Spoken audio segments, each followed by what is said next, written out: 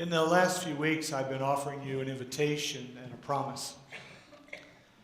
And I'm grateful to you for taking this Advent adventure time with me over the last 3 Sundays. I've asked you to use your imagination and go on a pilgrimage together. The pilgrimage is from brokenness to wholeness. And each week we named a specific way to move from brokenness to wholeness.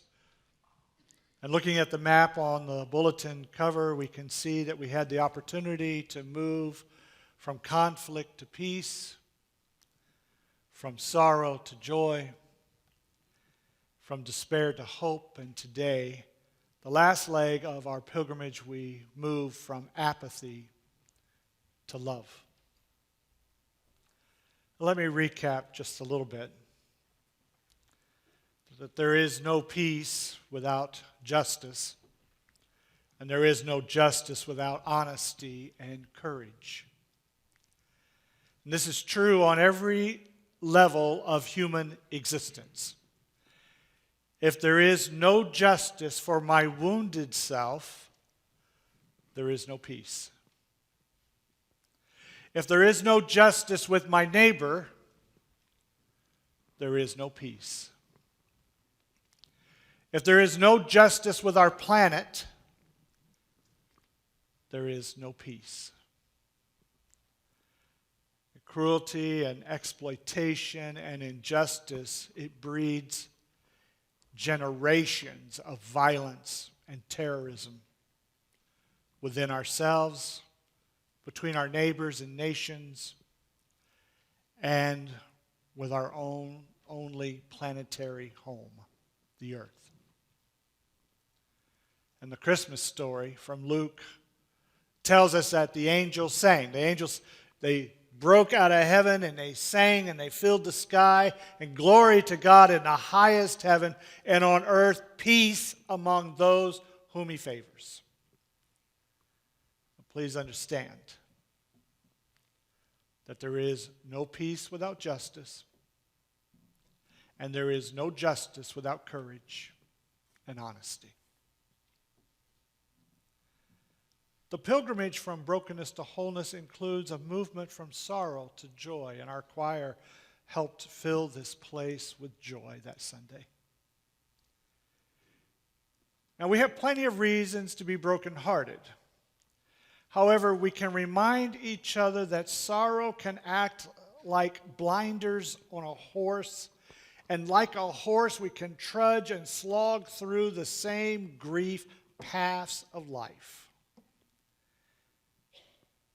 And when we fall into this pattern, we miss the joy and the reasons for joy that are all around us. Ultimately, joy does not come to us from the outside. It grows like a stubborn weed on the inside of us because of the deep giftedness of life. And last week, we explored the pilgrimage of despair to hope. And I shared with you that our capacity for hope is connected to our capacity for being open and experiencing the mystery and the awe of life. And when we cut ourselves off from mystery, we cut ourselves off from hope. Now, I know I am making a leap here, a leap of trust.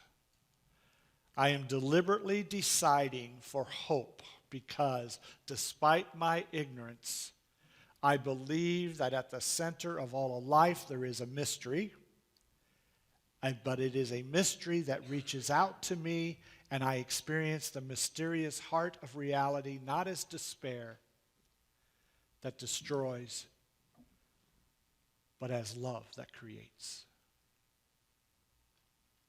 And so here we are. We are a few days from reaching the destination of our pilgrimage. Our last exploration and Advent Spirit Talk is moving from apathy to love.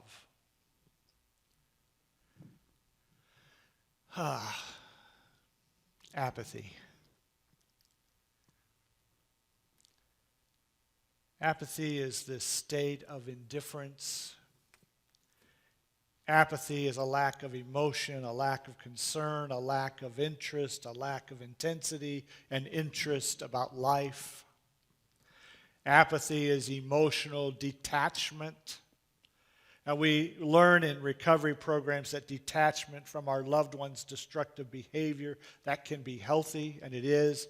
But when such detachment slips into emotional cut-off, when it slips into, I don't know, I just cannot give a damn anymore, well, then it has, in fact, slipped into neurosis.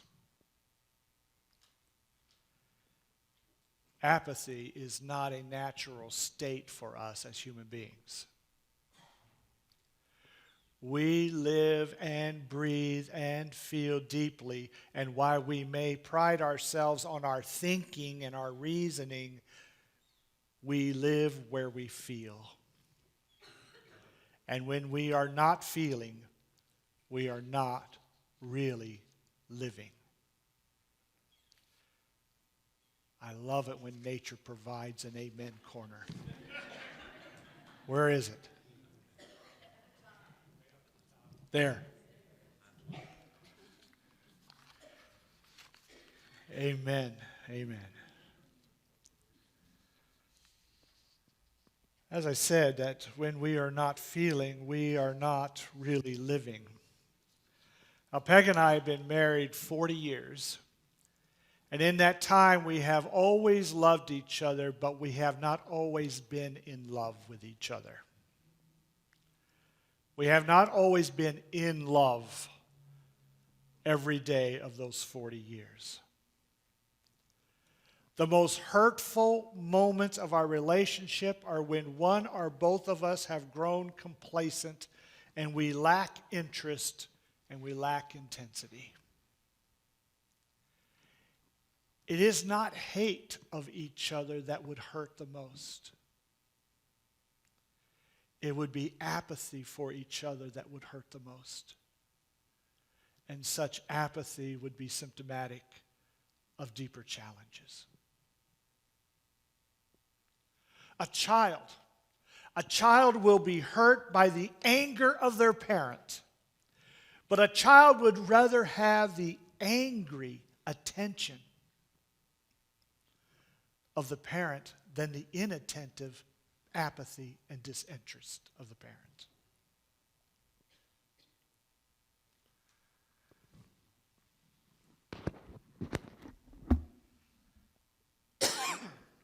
Pardon me. The death spiral of our social institutions, such as democracy, is not that we hate politicians or political process. The death spiral of our apathy that keeps us from exercising our power to vote, and it is our apathy that keeps us from the appropriate outrage when voters are suppressed. Another social institution is the church. The decline of mainline Protestant churches is not that people hate us. That would be easier to address. Our challenge is more difficult. Our challenge is that people do not even give us a thought because they do not understand or care about the role we play in their lives and the role of a social pioneer and prophet that we play in the fabric of our society. Perhaps all the layers are peeled back, that when all the layers are peeled back, we would discover that apathy is a defense mechanism. Perhaps apathy is a dark refuge from fear and disappointment, and fear of disappointment. In the Christian tradition, as indicated in the Word about life, fear could be read as the opposite of love. It's easy to think of hate and love as opposites, but I don't think this is the case. To reduce love and fear as opposites would be to miss the wisdom of today's reading. We have heard the expression of being frozen by fear. And I can remember as a child that when I would have nightmares, I could not move and I could not scream. I was paralyzed. I know that as an adult there have been a handful of times when fear kept me from acting or speaking out for what is right. I allowed myself to be paralyzed by fear. We have heard that we should not fall into the fallacy of paralysis of analysis, and I think this is true. But the culprit may not be overthinking. The real culprit might be fear. As long as we are gathering information and making analysis, we don't have to act, and therefore we don't fail. Perhaps love casts out fear because we love the potential end result more than our own comfort and security. The paralysis of fear results in a state of apathy. Love casts out fear because the strength of love overcomes the paralysis of fear. It is a vicious circle. When we miss the opportunities of love, we will emotionally medicate ourselves with apathy. And when we medicate ourselves with apathy, we will miss the opportunities of love. When we are afraid to love, we will use apathy to put our love into a coma. When we put our love into a coma, we will miss the heights and depths of life and live a living death. Fear is such a thief. Afraid of the dark, we miss the stars.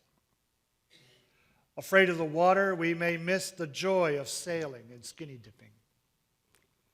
Afraid of other people's opinions, we may miss the beauty of our own uniqueness. Afraid of groups of people, we may miss the party. Afraid of failing, we may miss the sense of accomplishment that comes with success. Afraid of big, scary old men in red suits and beards, we may miss Santa Claus or Steve Merrill.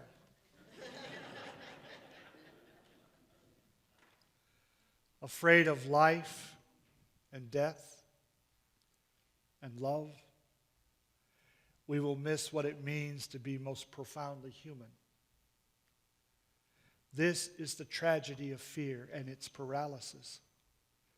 And love promises to cast out all fear. So where do we end up?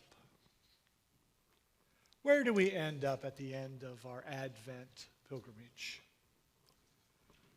What do we find at the end of our movements from conflict to peace? I hope you find peace. From sorrow to joy, I hope you find joy. From despair to hope, I hope you have hope.